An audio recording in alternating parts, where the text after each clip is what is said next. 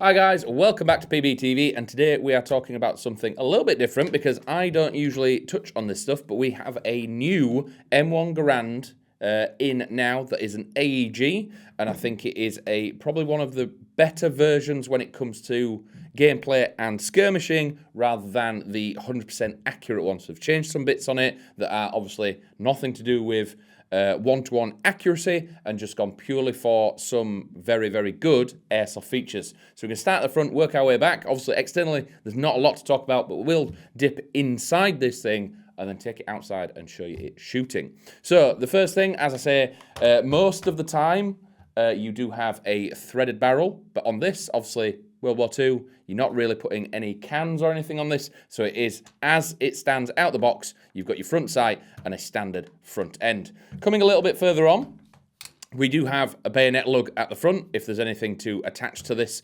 if you're wanting to do anything like that. And then we do have what's called a stacking swivel. We did a Google to find out what this was because obviously we thought it might be something to do with the sling. It's not. This is when you see it in films or on ranges or anything like that. When you see 3 guns all stacked together or 4 or more, they hook all of them together using this and you can create that sort of A-post style system, and then you can stack these up with the butts on the ground and not lay any platforms on the floor in the mud or the sand or the dirt.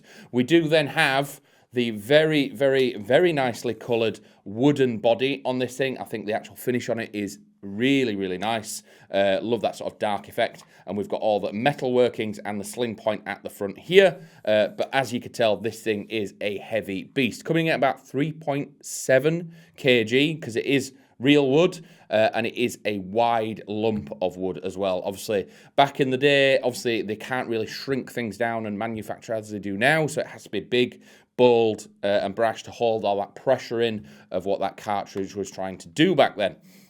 Coming back, we have all the metal work here. We do have the charging handle. It doesn't go all the way back like the other M1 Garands that have been out there, but opening this up does reveal a rotary style hop. Again, really, really good when it comes to gaming. You're getting that better hop application and more consistent hop application rather than just being a slider or something simple. So focusing on gameplay with this model rather than the one-to-one accuracy.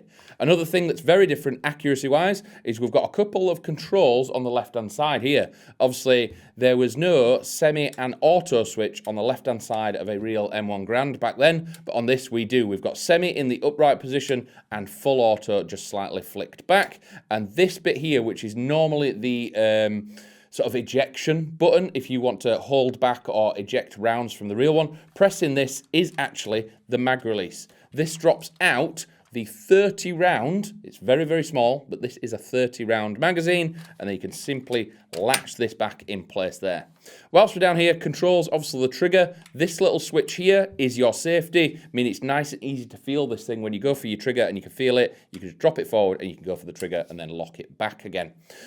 When it comes to iron sights, obviously we've seen the pin at the front and we do have a peep at the back. And again, this can be adjusted up and down, so you can bring this all the way out if you want to shoot way further than this thing could possibly do, even in probably real situations. But you do have options for up and down adjustment and left and right on the back in sort of very nice detented systems.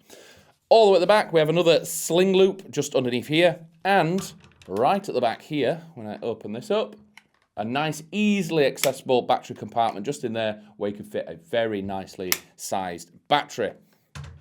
Overall, obviously, this thing is a beast of a weapon, 3.7-ish kilos, and it is over 1 meter in length, so I think it's about 110 centimeters-ish, but having that rotary hop, it does have a 6.05 millimeter barrel, but I think that's probably taken into consideration that it's a 590 mil long barrel, so you want to be very, very careful about putting tight bores in something where the volume of the barrel is maybe going to be bigger than the piston, so you don't get any sort of air locking or things like that. So that's probably why it's gone to a 6.05, but we are going to see what this thing is capable out there. It is a V7 gearbox, and it is wired to Deans at the back. So we are going to take this outside. We're going to throw some BBs in it. We're thinking in our heads that we're going to see what this is like on some 2.8s at our outdoor range, and we'll set this up, and we'll meet you over there in just a minute. So join me there.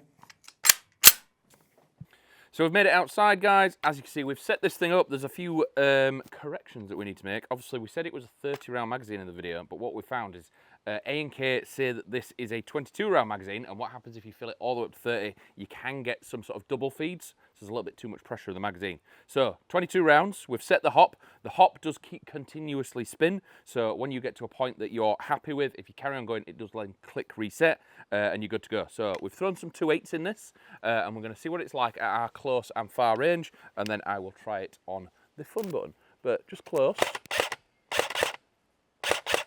and then reaching out, and then we have the full auto switch on the left hand side.